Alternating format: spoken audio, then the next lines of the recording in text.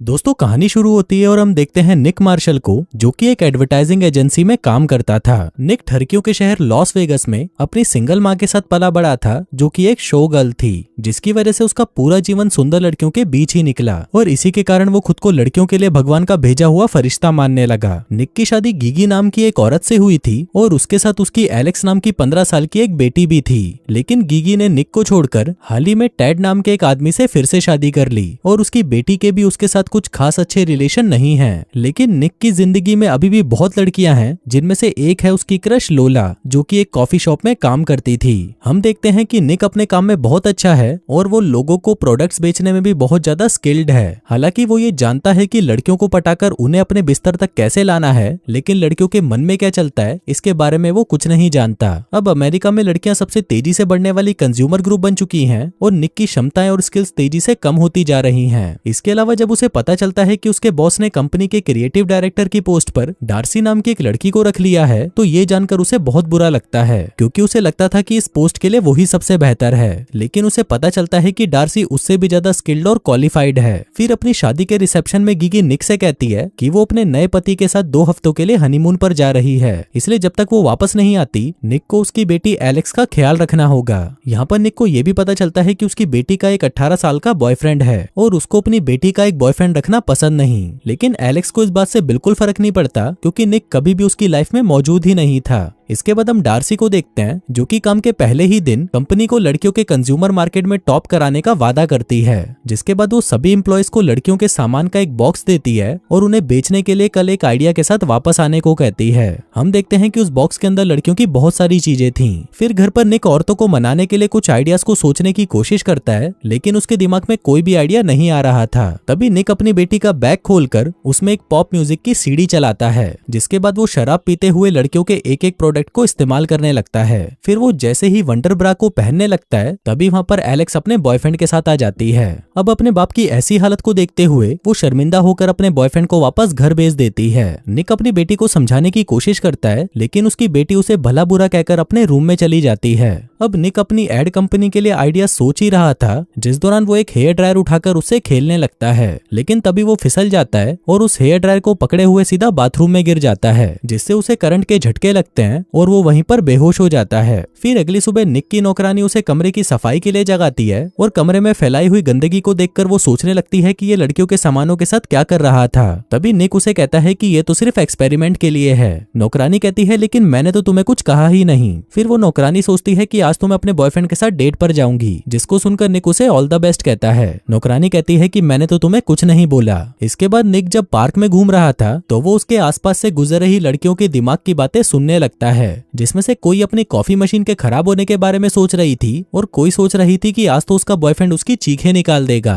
अब निक को समझ नहीं आ रहा था कि उसके साथ ये क्या हो रहा है, और तब जाकर उसे पता चलता है कि वो औरतों की मन की बातें सुन सकता है। अब ये सिचुएशन और भी ज्यादा बदतर तब हो जाती है जब उसे पता चलता है कि उनके कोवर्कर्स उसे एक नंबर का ढक्कन समझते हैं। कोई उसे गे समझती है तो कोई उसकी घटिया शक्ल का मजाक उड़ाती है। अब निक के विचार पढ़ने की पावर से उसे पता चलता है कि डेरिन नाम की एक लड़की खुद की जान लेना चाहती है, जबकि उसकी सेक्रेटरी एनी भी उसके साथ काम करके खुश नहीं है और वो कंपनी से बदला लेने के लिए कंपनी के फोन का इस्तेमाल अपने बॉयफ्रेंड को कॉल करने के लिए करती है। अब निक औरतों की मन की बातें सुन सुनकर बौखला जाता है और वो टेलीफोन डायरेक्टरी में से किसी डॉक्टर का नंबर ढूंढने लगता है, लेकिन तभी उसका कोवर्कर आकर उसे मीटिंग में ले जाता है। फिर मीटिंग में निक डार्सी को इम्प्रेस करने के लिए अपनी शक्तियों का इस्तेमाल करता है और उसे बताने लगता है कि औरतों को क्या क्या पसंद है। फिर जब निक अपने काम से घर आता है, तो वो वहाँ पर अपनी बेटी को उसके बॉयफ्रेंड के साथ इंटीमेट होते हुए देख लेता है। अब ये देखकर वो गुस्सा हो जाता है और उसके बॉयफ्रेंड को वहाँ से भगा देता है। इसी दौरान उसकी बेटी का भी दिमाग खराब हो जाता है और वो अपने बाप को उल्टा सीधा बोलने लगती है। इसके बाद हम देखते हैं कि निक अब उन लड़कियों की बातों से परेशान हो चुका था, जो उसके बारे में सिर्फ बुरी बातें बोल रही थी। इसलिए वो फिर से उसी ड्रायर का इस्तेमाल करते हुए खुद को नॉर्मल करने की कोशिश करता है, लेकिन वो ऐसा नहीं कर पाता। फिर अगले दिन निक एक थेरेपिस्ट के पास जाता है, जो उसकी बातें सुनकर उससे परेशान हो जाती है। अब पहले तो वो उस पर विश्वास नहीं करती,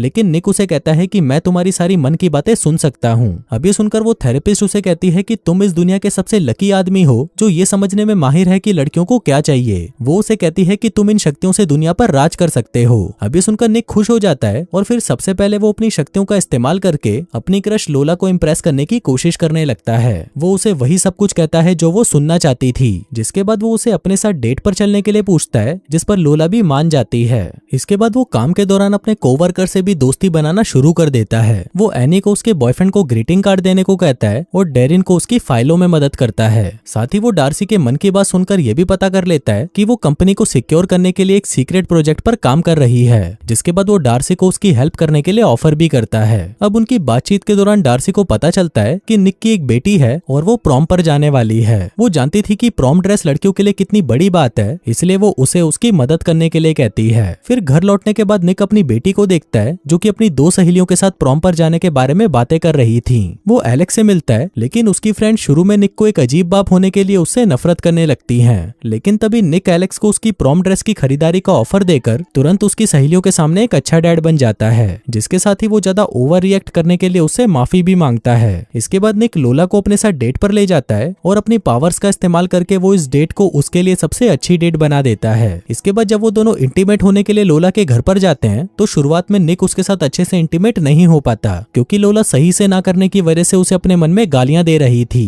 लेकिन फिर निक जब उसकी बातें ध्यान से सुनकर उसके साथ वैसा ही करता है तो इस चीज से लोला इंप्रेस हो जाती है और वो अपने मन में उसके हथियार को एनाकोंडा कहती है। अब निक लड़कियों के चेहरों पर ज्यादा फोकस करने लगता है और औरतों के साथ बार बार डेट पर जाकर उन्हें समझने की अपने स्किल्स को सुधारने लगता है। निक डार्सी के साथ भी ज्यादा समय बिताने लगता है। वो उसके मन के आइडियाज को चुरा लेता है और उसके आइडियाज उसी को सुनाकर उसे इंप्रेस कर लेता है। इससे डार्सी को लगता है कि उन दोनों के बीच में बहुत सिमिलैरिटी है, जिस वजह से वो उसे पसंद करने लगती है। इसके अलावा निक की अपनी बेटी के साथ रिलेशनशिप भी अब ठीक होने लगे थे। वो उसके प्रोम डांस के लिए उसकी ड्रेस ढूंढने में मदद करता है, जिससे फाइनली वो उसके साथ एक अच्छा बॉन्ड बना लेता है। लेकिन यहाँ पर निक को शक था कि उसका बॉयफ्रेंड सिर्फ उसके साथ सोना चाहता है और अगर एलेक्स इसके लिए तैयार नहीं है और सही लड़के का वेट करना चाहती है तो वो अपने बॉयफ्रेंड को इंटीमेट होने से मना कर सकती है। अब एलेक्स उसे उसकी ड्रेस खरीदने के लिए थैंक यू कहती है, लेकिन उसे एक ओवर प्रोटेक्टेड डैड बनने से भी मना कर देती है। इसके बाद जब वो डार्सी के साथ होता है तो वो उसकी मन की बातें सुनकर फिर से उसे इंप्रेस करने की कोशिश करता है, लेकिन अब डार्सी के साथ ज्यादा समय बिताने की वजह से वो उससे प्यार करने लगा था।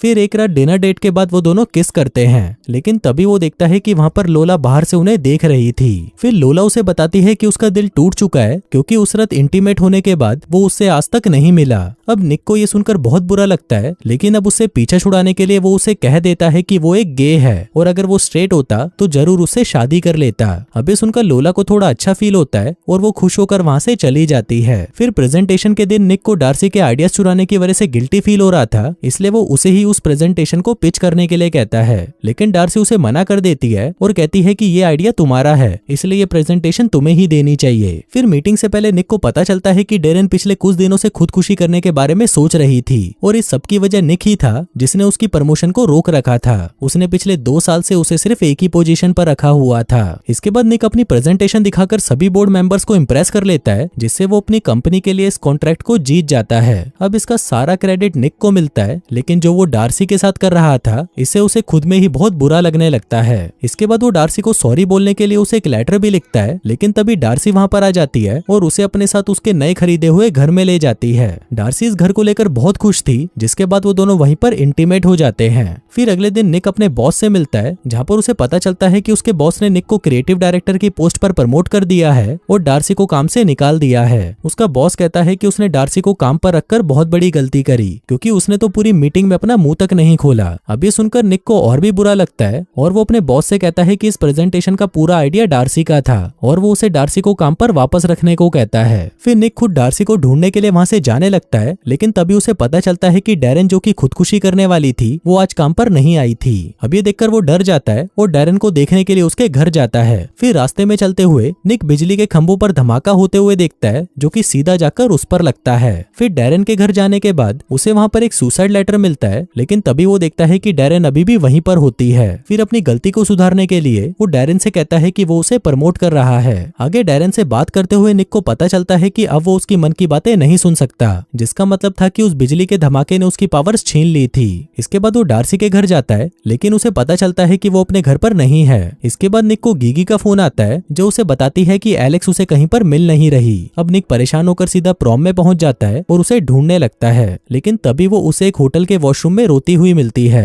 निक उसे पूछता है कि क्या हुआ, जिस पर उसकी बेटी कहती है कि उसके बॉयफ्रेंड ने उससे ब्रेकअप कर लिया। तभी निक उसे कहता है कि उसे अपनी बेटी पर गर्व है। अब अपने बाप की बातें सुनकर उसकी बेटी खुश हो जाती है और रोना बंद कर देती है, जिसके बाद वो निक के साथ वापस घर चली जाती है। अब निक अपनी बेटी को सुला देता है और फिर आधी रात को फिर से डार्सी के पास जाता है। लकीली इस बार वो उसे घर पर मिल जाती है। अब निक उसे सारी सच्चाई बता देता है कि वो औरतों की मन की बातें सुन सकता है और इसी शक्ति का इस्तेमाल करके उसने उसके आइडियाज को भी चुरा लिया था, क्योंकि उसे कंपनी में प्रमोशन चाहिए था। इसके साथ ही वो उसके लिए अपनी फीलिंग्स को भी एक्सेप्ट कर लेता है और कहता है कि मैं तुमसे बहुत प्यार करता हूँ। अब निक को लग रहा था कि डार्सी उसे माफ कर देगी, लेकिन तभी डार्सी उसे कहती है कि वो उसे काम से निकाल रही है। अभी सुनकर निक को बिल्कुल भी बुरा नहीं लगता, क्योंकि वो इसी का हकदार था। इसके बाद वो दुखी होकर वहां से जाने लगता है, लेकिन तभी डार्सी उसे रोक देती है। वो उसे कहती है कि उसने उसे माफ किया और वो भी उसे पसंद करती है। इसके बाद वो दोनों एक दूसरे को किस करने लगते हैं और दोस्तों इसी के साथ ही ये कहानी यहीं खत्म हो जाती है।